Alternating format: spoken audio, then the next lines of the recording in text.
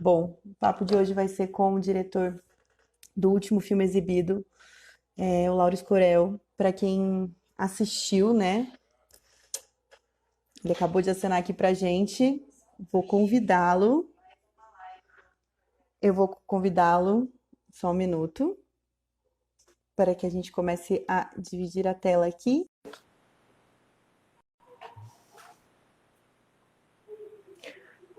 O Gu tá dando um oi aqui. Para quem não conhece o Gustavo, ele é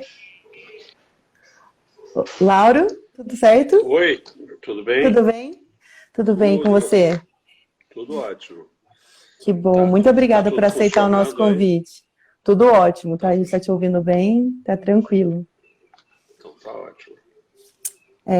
Eu queria agradecer, primeiramente, em nome de toda a equipe do projeto, por você ter aceitado o nosso convite, né? Ter aceito o nosso convite. Essa ação que a gente faz com o Cine Olhar, ela é uma ação muito importante aqui para nós de Poços de Caldas, né? Nós não temos muitas ações de cineclubismo aqui, então a gente tenta trazer esse tipo de ação para o número maior de pessoas que a gente consegue, tentando democratizar o acesso ao cinema. Geralmente nossas exibições são em praça pública ou são nos bairros, mas no contexto de pandemia a gente tentou adaptar tudo para o contexto virtual, para que as pessoas pudessem continuar a participar das nossas atividades com segurança. Tá ótimo. Eu Não, queria... Pode falar, desculpa. não, acho ótimo saber que o filme pode ajudar aí o projeto de vocês, fiquei muito contente.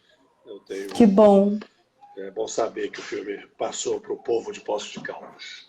Exatamente. E não só para Poços de Caldas, porque a gente tem como monitorar pelo site, mas assim, a gente teve visualizações do formulário no Japão, por exemplo. A gente perdeu esse controle do micro, né? Um pouco por conta da internet. Tem essa questão de da gente pensar como a gente pode usar essa ferramenta ao nosso favor mesmo, para que cheguem mais pessoas, para que a gente possa mostrar que tem uma ação acontecendo na nossa cidade que pretende fazer isso, né? Que tem esse intuito. Eu queria primeiro que você se apresentasse para quem está chegando aqui. Nosso filme ficou em cartaz de... O filme Fotografação ficou em cartaz de sexta até segunda-feira pela Pandora. A gente comprou os direitos autorais e fez a exibição. Mas eu queria que você se apresentasse, falasse um pouco mesmo de você, para que a gente pudesse começar com as perguntas e a conversa. Bom, eu sou, bem feito você disse, né, o diretor desse documentário, Fotografação, né, e eu, digamos que é um filme, digamos que eu realizo depois de uma longa trajetória como fotógrafo no cinema brasileiro. Eu fotografei muitos filmes, eu trabalhei com muito diferentes diretores e ao longo dos anos eu fui fazendo alguns documentários e o último que eu realizei é o Fotografação, que é sobre um tema que eu venho estudando nos últimos anos.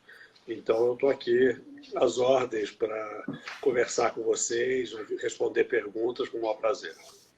Que ótimo. O Gustavo mesmo que estava aqui presente na live, nós temos um projeto de fotografia que nós realizamos também em escolas públicas aqui do nosso município, de fotografia digital, e especialmente com fotografia no celular. Então, eu acho que é interessante porque a gente passou como atividade para os nossos alunos, né, para os nossos participantes, e é exatamente esse contraponto, né, da história da fotografia analógica para a fotografia digital.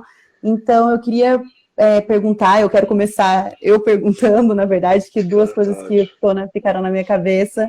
A primeira foi que eu tive curiosidade sobre quando você fala, né, dentro do filme, em que você se apresenta como diretor e como narrador também dessa história, mas em um certo momento do filme você diz que a sua percepção sobre a fotografia digital, ela mudou ao processo que você foi dirigindo o filme, foi realizando essa pesquisa.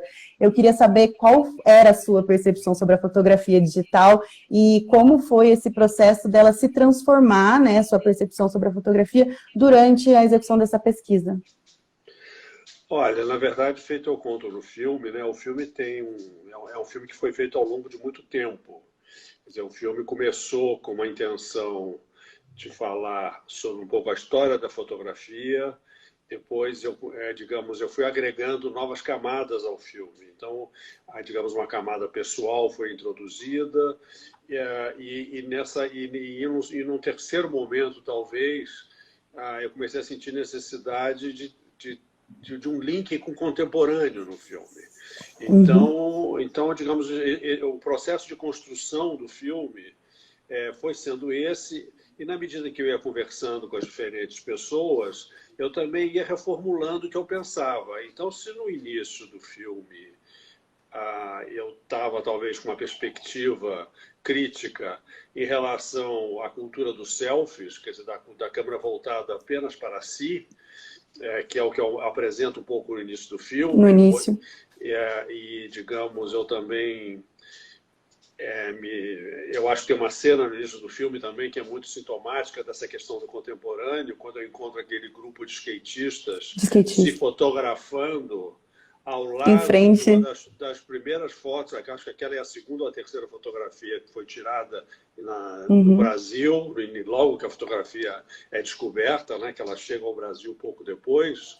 Então, quando eu vi aquela cena, digamos, dos jovens se fotografando, a câmera apontada para si, totalmente desconectados do que está em torno deles, quer dizer, eles praticam skate ali todo fim de semana e nunca tinham se dado ao trabalho, digamos, de parar aí na frente. Que placa é essa que está aqui de vidro, tão bonita, há tanto tempo? Tanto tempo não, nos últimos 4, 5 anos, mas até mais um pouco, 7. Mas então ali eu acho que deu um pouco a chave do filme. Digo assim, não, eu achei que se justificava não só eu mergulhar nessa história e tentar informar as novas gerações dessa história, como começar até me valer dessas ferramentas. Então eu mesmo, digamos, aquela cena, eu acho que ela é muito representativa do que a gente está falando, porque quando eu fui na praça, feito eu conto no filme, eu fui para conhecer aquele local. E quando eu vi o que estava acontecendo, eu tirei meu telefone do bolso e filmei os rapazes. Então, digamos, começou ali, digamos, eu mesmo, já lidando com a fotografia digital, que passou a ser, digamos, uma coisa que me acompanharia ao longo do filme. E, digamos, nas conversas com a Maureen, com o Milton, com algumas pessoas, vai ficando claro que além dessa mania, como diz a Maureen, de todo mundo se fotografar, existe também muita gente bacana fazendo fotos. Quer dizer, essa democratização da fotografia que o digital permitiu está gerando registros maravilhosos. Então, digamos, eu estou, digamos, feito eu digo no final, eu também me alimento não só da história da fotografia, mas como através da fotografia contemporânea e o que ela me oferece de olhares, de enquadramentos, de luzes, manipulação de cor, tudo isso hoje em dia faz parte do meu repertório. Todas essas ferramentas, eu acredito que seja muito interessante realmente quais são os recursos, né, tanto tecnológicos, mas realmente voltados para do que significa a linguagem digital, né? A linguagem digital hoje, ela acaba tendo esse sentido de democratização mesmo. As pessoas, elas podem mostrar um recorte de uma realidade que a gente não tinha acesso. Como você mesmo coloca durante o filme, né, como eram pautadas as fotografias e quantas narrativas ficavam excluídas, eu acho que é uma proposta interessante que existe nessa fotografia contemporânea. Outra questão que eu queria colocar também é sobre a Maureen, que você estava falando. Está me ouvindo? Tô. A Maureen, você estava falando sobre essa questão que vocês conversaram durante o filme.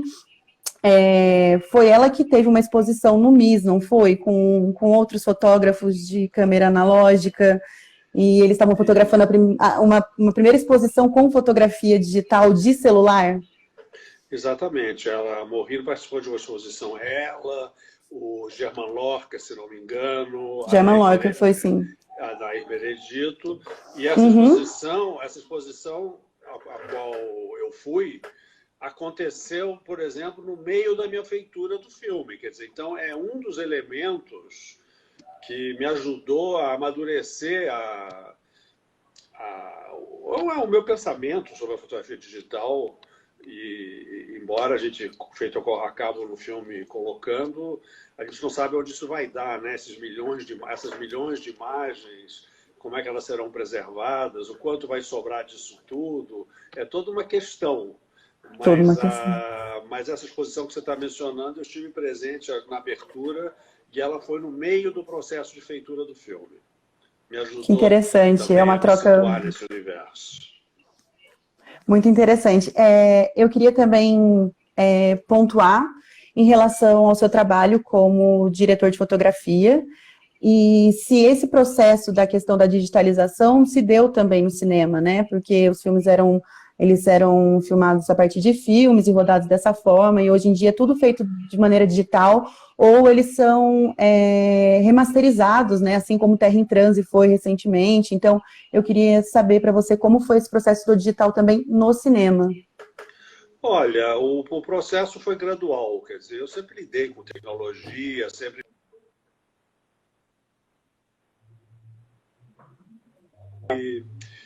e digamos, foi uma transição lenta, quer dizer, eu fui aos poucos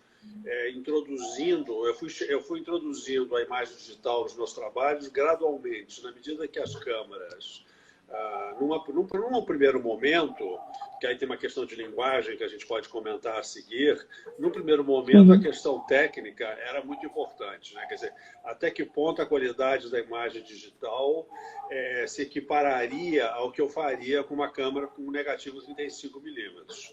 Então, essa questão esse era o primeiro desafio que foi colocado para os fabricantes em geral de equipamento e para nós fotógrafos que já tínhamos alcançado um padrão de qualidade no nosso trabalho e a gente não queria apresentar uma imagem mais pobre, vamos dizer assim.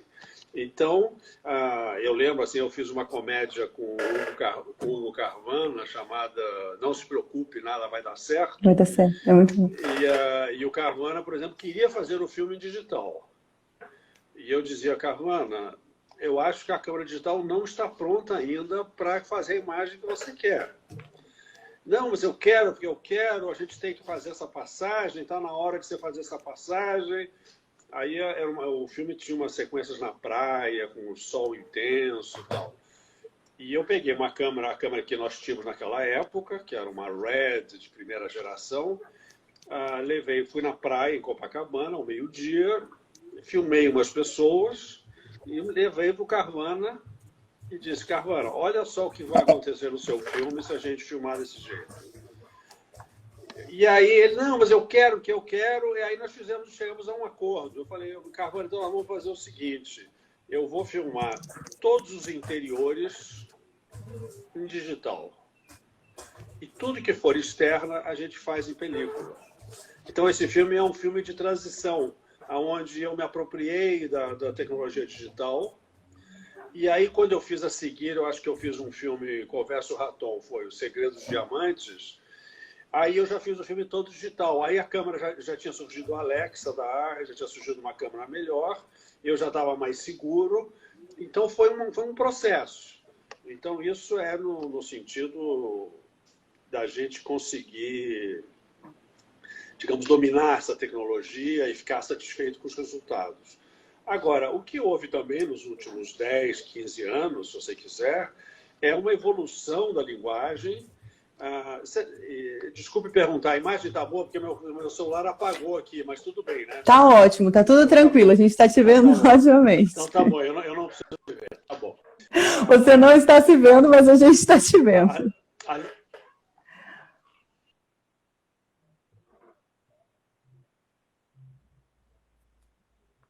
Agora travou.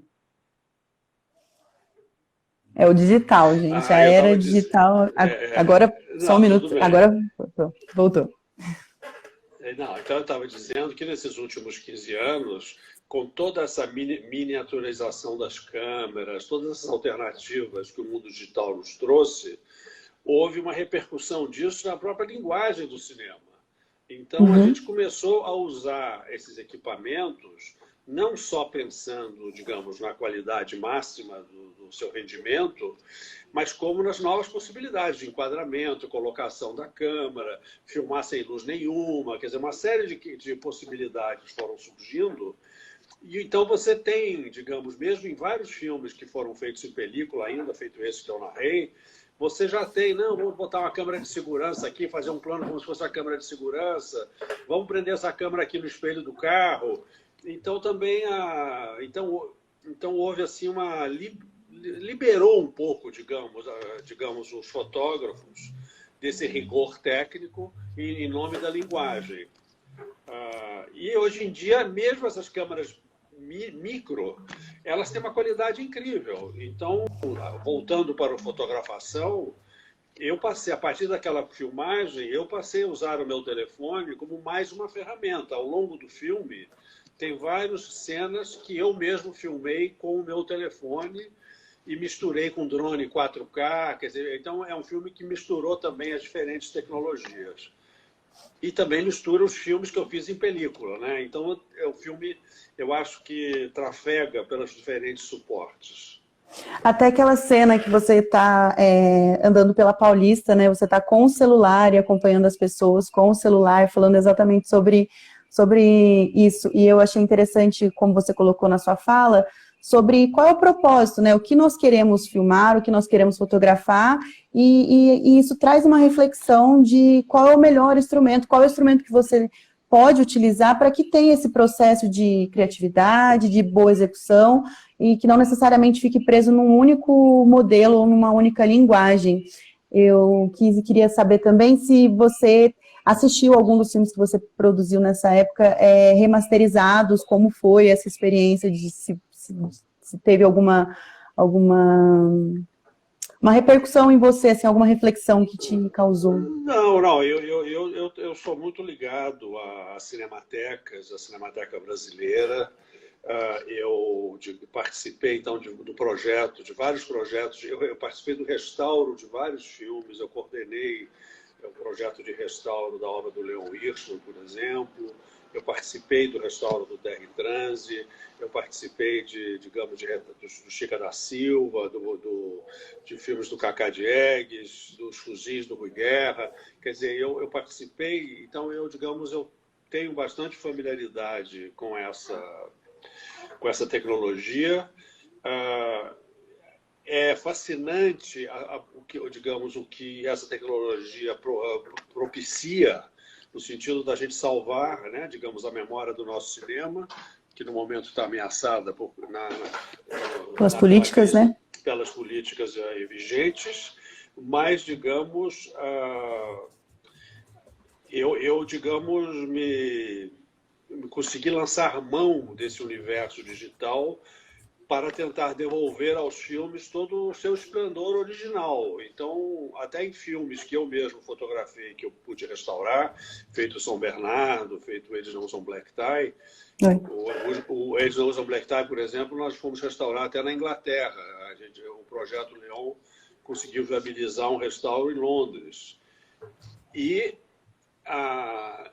trocando lá com os técnicos ingleses, tal, no final do processo, um dos técnicos me disse, não, mas olha só, foi fundamental a sua presença aqui, porque é o seu olhar de fotógrafo. Se nós tivéssemos feito isso sem a sua presença, certamente o filme sairia daqui com outra cara, vamos dizer assim.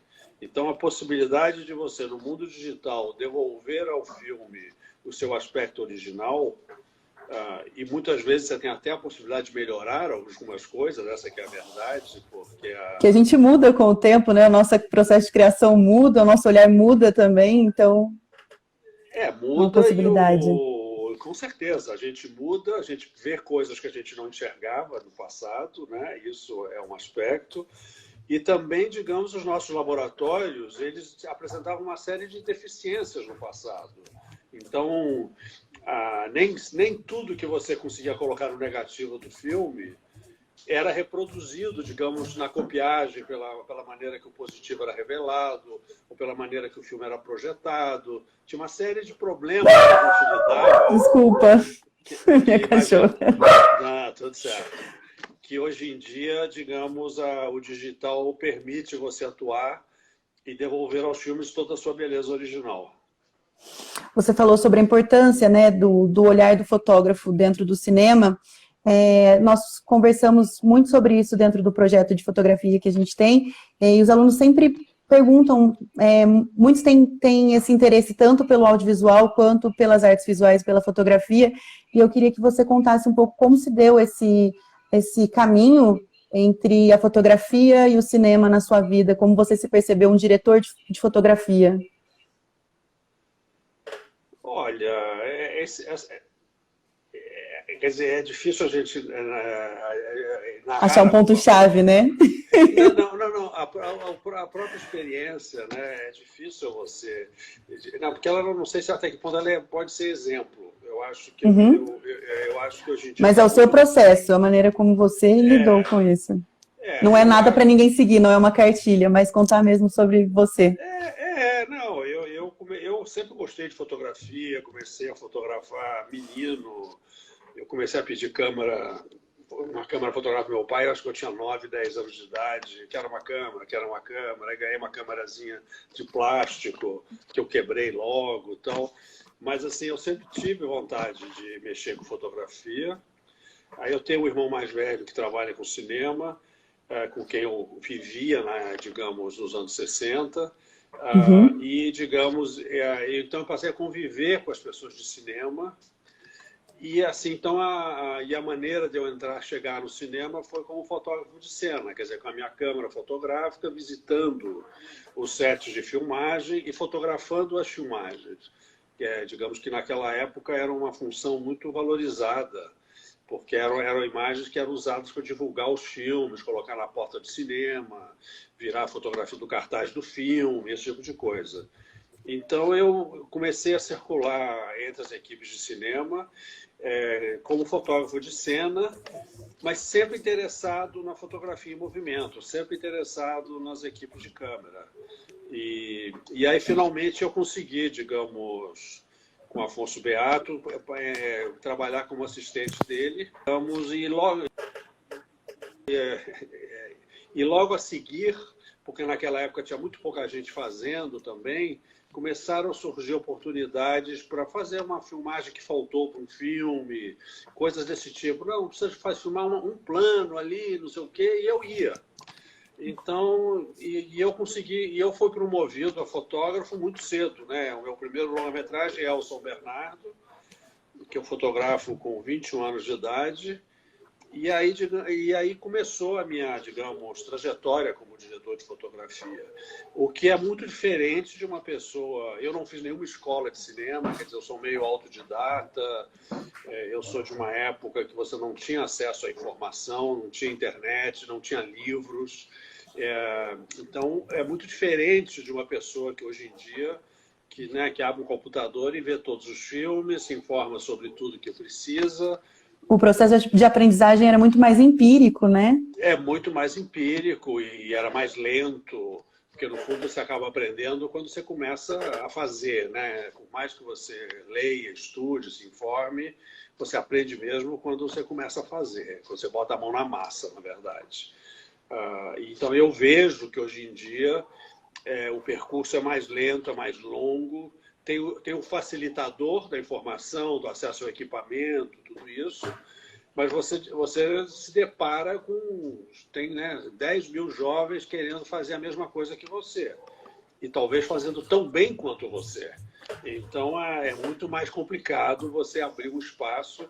Então, eu tive essa sorte de chegar no cinema numa época que estavam procurando pessoas que se interessavam por fazer cinema, que é muito diferente do que é hoje em dia. Eu acho que isso está ligado com uma pergunta depois que vai vir. Eu vou abrir para as perguntas, porque eu já perguntei demais e eu sei que você tem seu tempo aí. Não, está ótimo. O papo está ótimo.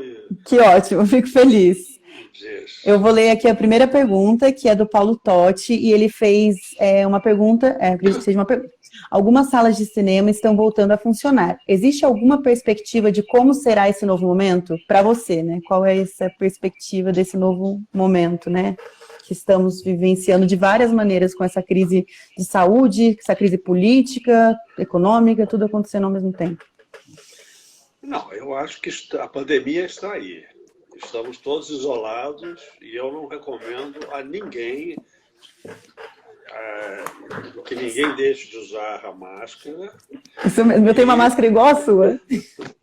Olha só, não deixe de usar a máscara e não compareçam às salas de cinema, que eu acho que é uma maluquice completa.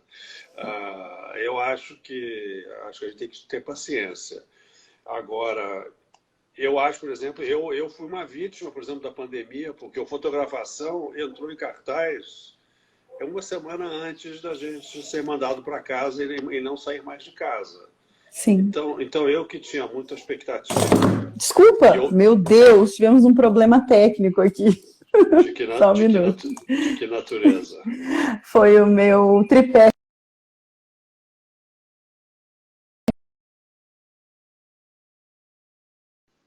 Voltei. Deu tudo certo. Voltou. Pronto. Tá. Não, então eu que... Fotografação foi lançado uma semana antes. Meu Deus! Só um minuto, temos outro problema. Pode continuar. Não, e eu tinha vontade, quer dizer, uma das coisas que me levou a fazer o filme era a possibilidade que as pessoas conhecessem essas fotografias projetadas numa tela grande. Quer dizer, eu acho que você ver essas imagens, digamos, do século XIX, do início do século XX, numa tela de passiva, completamente diferente de você ver o filme no computador, você ver o filme online. Então, quando eu fiz o filme, eu lembro nos editais, quando você vai defender o projeto, esse era um argumento que eu apresentava, que era importante mostrar essas imagens numa sala de cinema, para as pessoas verem aquilo com toda a sua qualidade técnica, etc. Só que a gente conseguiu lançar em 2 salas o filme foi expelido de cartaz depois de uma semana, e eu me vi, digamos, no universo online. E agora o filme está circulando nesse universo de streaming, né, no canal curto, acho que vai passar em breve, e perdeu a sua chance na sala do cinema. Então, para mim, digamos, já foi a sala de cinema, pensando no meu filme. E eu acho que são experiências muito diferentes, o computador e a sala de cinema. Mas eu percebo que é inevitável a gente combinar as duas formas. A experiência na sala de cinema vai ficar, eu acho, restrita para alguns filmes, e muitas coisas a gente vai continuar vendo do jeito que a gente acostumou aqui durante a pandemia. Na tela. Vendo na tela, as televisões são cada vez maiores, a aparelhagem de som que você tem na sua casa. Tem certos filmes que, na verdade, você diz assim, pô, esse não carecia ir no cinema. E tem outros que você sabe que esse eu quero ver na sala de cinema. Eu ainda adoro, eu ainda tenho um prazer especial em ir ao cinema. Mas eu acho que... Nós também. Mas é uma coisa que está se perdendo, lamentavelmente. Nós também temos essa proposta e por adorarmos ir em salas de cinema, a gente tenta trazer um pouco disso para esse contexto da rua, porque muitos bairros aqui da nossa cidade não têm essa acessibilidade de democratização mesmo, de como chegar a uma sala de cinema, por N questões, né, principalmente pela questão financeira. Então, a gente tenta montar toda a estrutura do cinema na rua, com um telão, com uma qualidade parecida com a que a gente pode encontrar numa sala de cinema. A gente tenta fazer a ambientação, da iluminação, tudo isso é pensado para tentar trazer esse contexto do cinema para o ambiente externo. Eu vou fazer mais uma pergunta aqui, de acordo com a ordem que está. Eu quero só aproveitar o gancho dessa pergunta e perguntar sobre os drive-ins, se você tem algum comentário para fazer em relação a essas exibições que estão acontecendo dessa forma, dessa maneira. Não, eu não fui a nenhuma delas, então eu acho maravilhoso esse empenho, né, digamos, seja dos festivais, quer dizer, de certos grupos exibidores, de preservar a tela grande para as pessoas. Mas a experiência do drive-in é diferente, né? Quer dizer, alguns filmes funcionam melhor do que outros. Eu acho que alguém comentou comigo que aqui em São Paulo, uma das telas que eu acho que é do Memorial da América Latina, era Uhum. grande e gostosa de ver. A outra na Assembleia era muito pequenininha, parecia quase a televisão da casa da pessoa. Se você está na primeira fila, é uma experiência. Se você tem 10 carros na sua frente, é outra. Então, é uma outra experiência. É uma outra experiência, Eu, exatamente. eu, eu lembro dela de muito tempo atrás e nunca fui muito entusiasta, não, confesso. Eu vou seguir então para a próxima pergunta. É, bom, perguntaram aqui, Lauro, o que é fotografação para você? Acho que você fala um pouco sobre isso no filme, mas esse termo fotografação, assim, quais foram os significados que ele foi adquirindo ao longo assim, desse processo de pesquisa? Não, olha, esse neologismo que foi criado pelo Mário de Andrade, que eu li num Uhum, trabalho sobre o patrimônio histórico e na documentação e sobre a documentação do patrimônio, a moça citava, a Lígia Segala, ela citava uma carta do Mário de Andrade ao Rodrigo Melo Franco, que era o diretor do IFAM na época, né, final dos anos 30. uhum. E ele fala, nessa carta, ele diz assim, é preciso iniciar a fotografação do Brasil. E na hora que eu li essa palavra, ela me soou. Eu digo assim, não, essa palavra é muito boa. E pensei, podia ser o título do filme. Só que aí eu lembro que, inclusive, eu fui conversar com o Zé Carlos Avelar, que ainda estava vivo nessa época, e falei do filme, falei, não, eu tenho duas ideias para título, digamos, imagens do Brasil, e tem uma palavra aí que o Mário inventou, chamada fotografação, e o Avelar na hora disse, não tem dúvida, é fotografação o título, está resolvido. E ele falou, bem, não, porque você combina fotografia, ação de fotografar, e para mim ganhou um outro sentido, que é a questão do excesso, né? O Essa excesso de fotografação imagens. toda, né, que é o que Essa você fala no fotografação. filme. Então eu uso um pouco assim no filme também, tanto que no final do filme o Boris Kozoy diz: você fala fotografação e eu chamo tiradores de retrato. A gente tem uma troca assim, mas eu acho que fotografação pode significar esse mundo de milhões de imagens que nos cercam e com as quais é muito difícil saber exatamente como se relacionar. E qual é a sua relação, como está sendo a sua relação com a fotografia durante esse tempo de isolamento, por exemplo? Como está sendo viver com isso, com essas imagens? Você sabe que eu até participei de tentando criar uma rotina durante a pandemia. Eu estabeleci para mim mesmo que eu tiraria uma fotografia por dia, pelo menos dentro da minha própria casa. Então eu fiz algumas fotografias que era assim uma tentativa de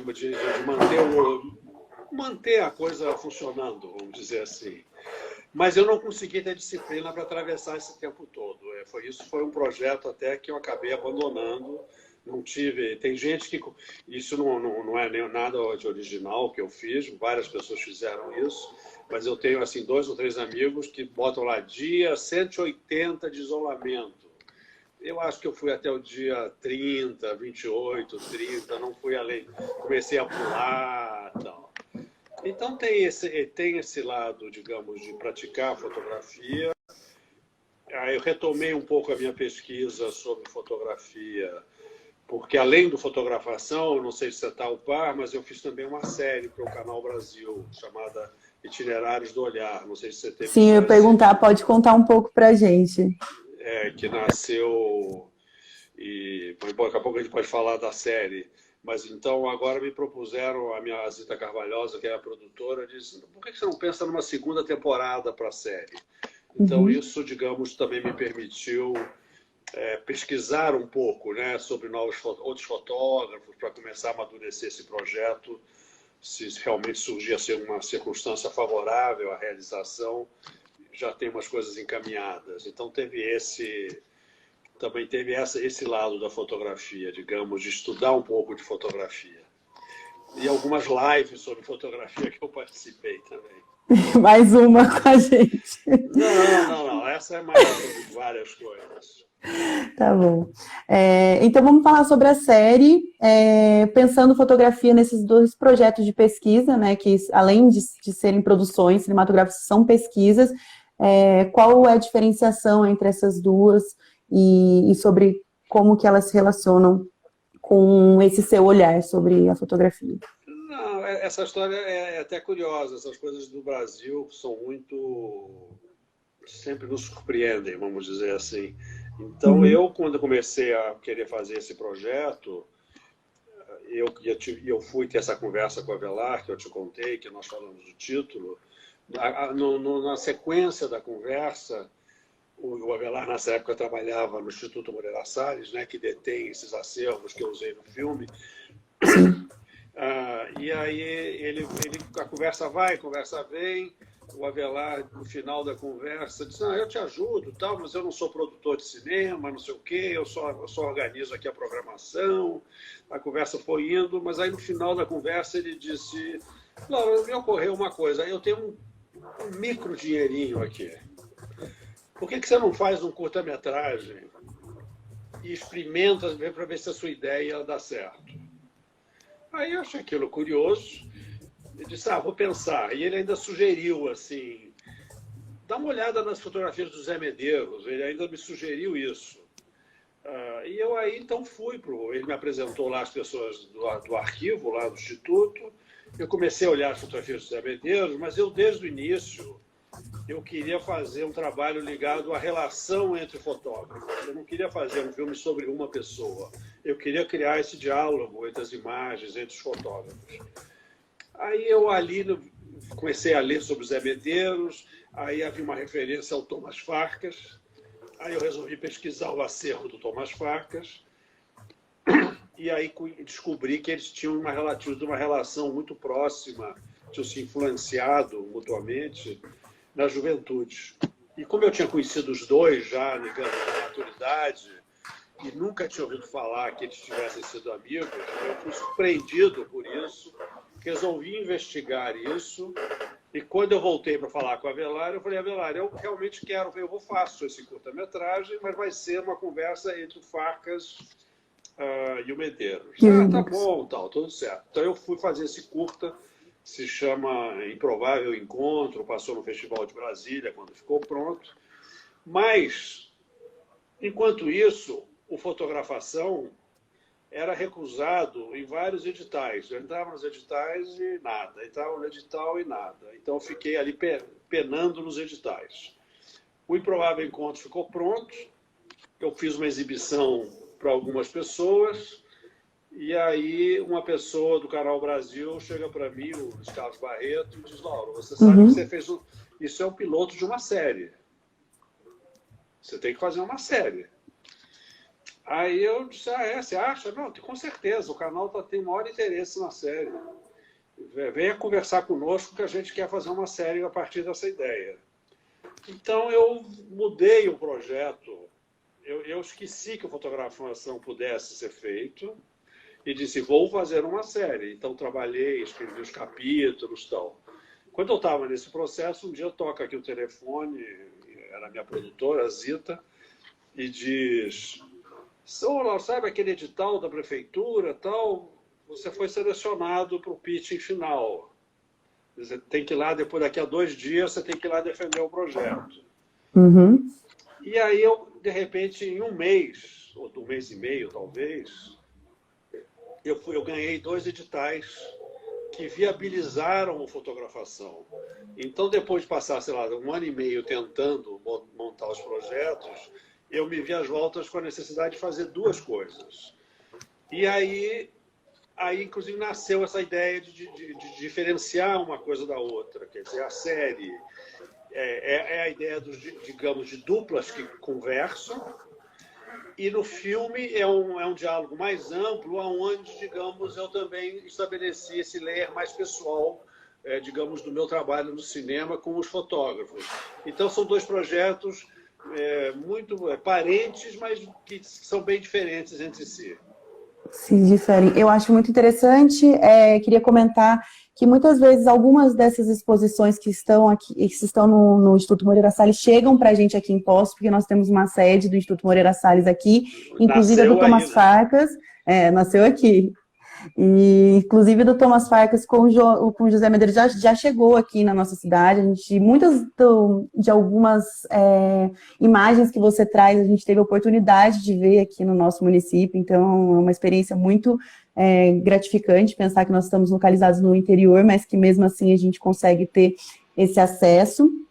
E é muito interessante mesmo como você colocou que muitas vezes os nossos trabalhos se convergem, a gente percebe isso, assim como eu estou falando aqui dos dois trabalhos que eu tenho principais, que é o Olhar Circular e o Cine Olhar, que são realizados e são viabilizados através de editais, eles são parentes, se convergem, mas eles também são distantes em alguns aspectos assim, de desenvolvimento mesmo. Vou pedir para quem quiser levantar mais perguntas, porque eu estou aqui perguntando bastante, mas quero a participação de outras de vocês também, de outras pessoas que têm interesse, querem fazer alguma pergunta específica. Eu posso E aproveitar para sobre a segunda dizer. temporada do Canal Brasil, né? Não, eu posso dizer que a série continua disponível, né? Para quem tem a Globosat Play, Uhum. você procurando, você acha o Itinerários do Olhar, são 5 capítulos, onde um dos capítulos é esse curta que deu origem a tudo, e tem mais 4, né? Quer dizer, abrangendo mais ou menos o mesmo período de tempo. E alguns fotógrafos eu reservei para o longa, e eu fiz uma divisão assim entre. Não, a segunda temporada está em fase de projeto ainda. A gente está vivendo uma época muito difícil, né, de asfixia de todos esses editais, está tudo paralisado, na verdade. Então, eu estou no momento, o meu projeto é acabar de redigir o projeto e ficar esperando para ver aonde que aparece um guichê que abra, que ache que se justifica que a gente faça o que a gente faz. É isso. Parabéns pelo filme, Lauro. Essa é a Jéssica Balbino que está comentando. Ela é a nossa assessora de imprensa pelo projeto. Obrigado. Ela tem um Que bom. documentário muito interessante que se chama Margens. Ela fez como projeto de pesquisa dela no mestrado da Unicamp e fala sobre literatura de mulheres periféricas, então islãs, outros tipos de manifestações. É bem interessante. Já está disponível no YouTube já o seu documentário ou ainda está na fase de festivais? Eu não lembro agora, porque tem essa questão, né, de ter exclusividade, né? Às vezes não pode ter essa liberação. Agora eu não me lembro. Eu trabalhei na Enfim. Unicamp há muitos anos atrás. Eu gosto muito da Unicamp também. A Jéssica perguntou, queria que o Lauro comentasse um pouco do desmonte do cinema no Brasil, como podemos nos articular para não deixar morrer. Olha, eu acho que, curiosamente, a gente tem essa asfixia, né, digamos, dessas coisas oficiais, mas voltando à questão da tecnologia digital e do acesso à tecnologia, eu acho que a tecnologia é uma possibilidade de que se continue a fazer, quer dizer, que a resistência se dê pela facilidade de acesso, né? Quer dizer, que os diferentes grupos, os diferentes coletivos, grupos de amigos. Então, eu acho que você certamente vai continuar tendo cinema, talvez um cinema mais em sincronia com quem está mandando, vamos dizer assim, mas o cinema que a gente gosta, que a gente aprecia, é um desafio, mas eu acho que precisa continuar a ser feito, e eu acho que essas ferramentas digitais são um facilitador para isso, né? Você não precisa mais de câmera, de filme, laboratório. Você hoje em dia, até você deve ser testemunha disso, como é fácil você montar uma estrutura para produzir um registro, né? Quer dizer, feito eu brinco ali voltando à fotografação, o filme dos meninos skatistas ficou pronto muito antes que o meu. Quer dizer, o filme, né, quando eu voltei ali e eles me filmaram, E eu perguntei para eles, mas por que vocês estão me filmando?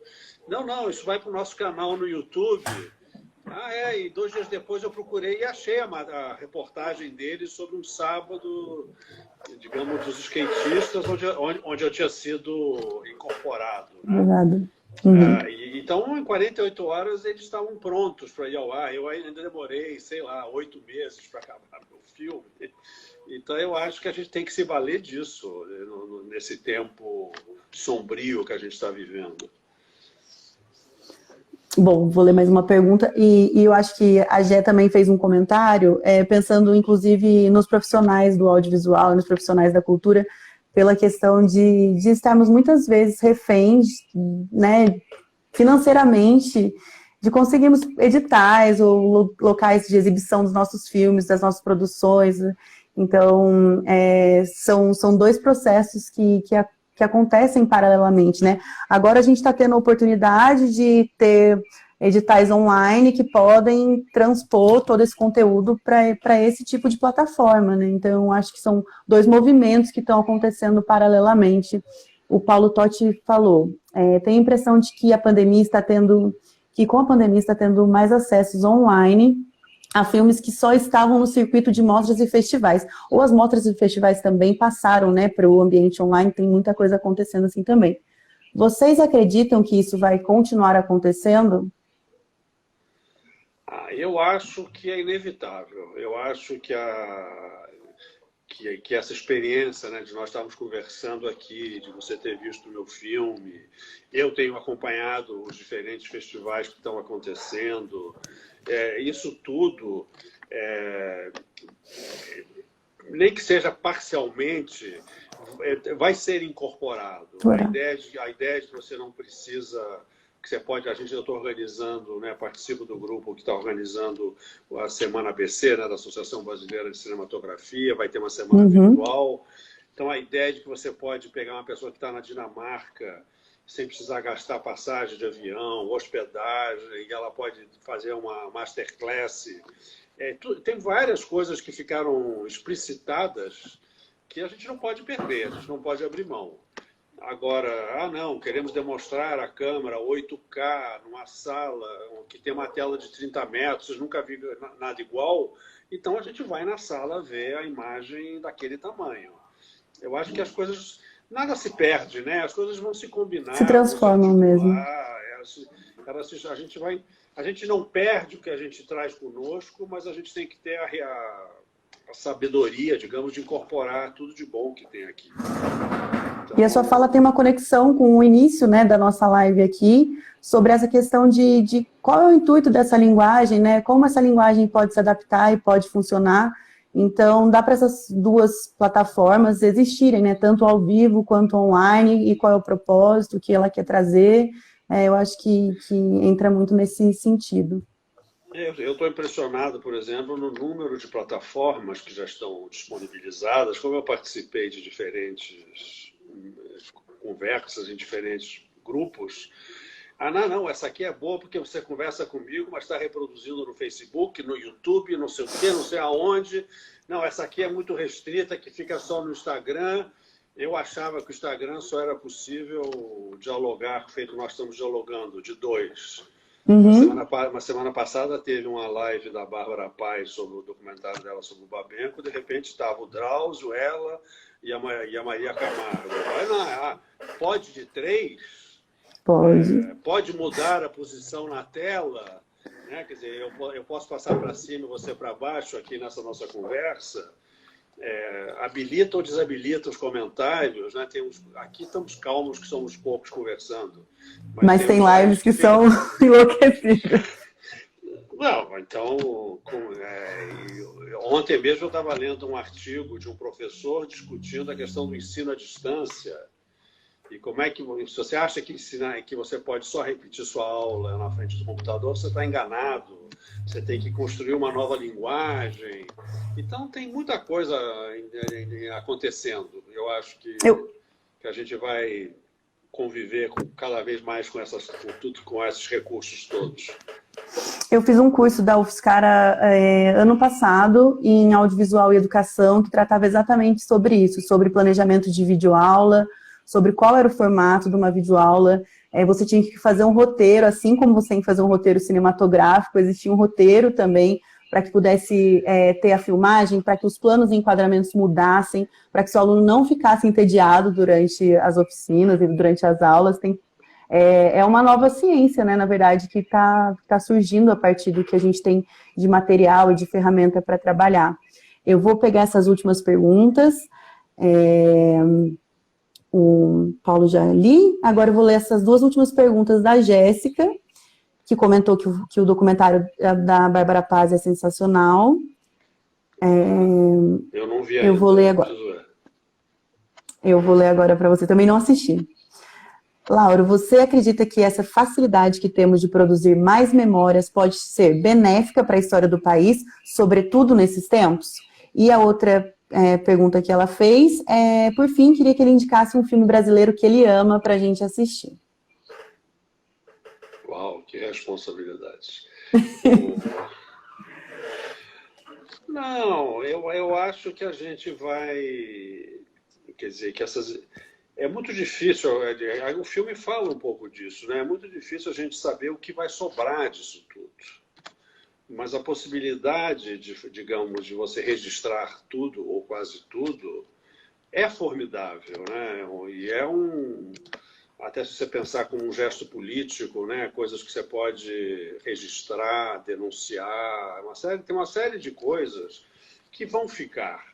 Agora, se isso vai sobreviver no tempo, o quanto disso vai sumir numa nuvem, né? Que vai passar um furacão e vai soprar essa nuvem e vai se perder tudo, vai sobrar alguma coisa, é imprevisível. Mas eu acho que todo mundo que tem vontade de filmar e registrar deve fazer. E quando eu fiz o meu filme, eu também queria mostrar que não é só o olhar espontâneo, né? Quase como se fosse a questão do curso que você acabou de descrever. Tem que haver um pensamento por trás da imagem, porque tem muita bobagem, tem muito desperdício, tem muita coisa que não serve para nada, na verdade. Quando eu vejo alguém fotografando o próprio pé, eu fico em estado de choque, entendeu? Quer dizer, o que tem a pessoa... Estou fotografando meu pé. Então tá bom. Então eu acho que vai ficar um registro, vai ficar uma memória, e a gente vai poder contar digamos, esses nossos dias com essas imagens a partir de pouco tempo, eu espero. Em relação a um filme brasileiro que eu amo,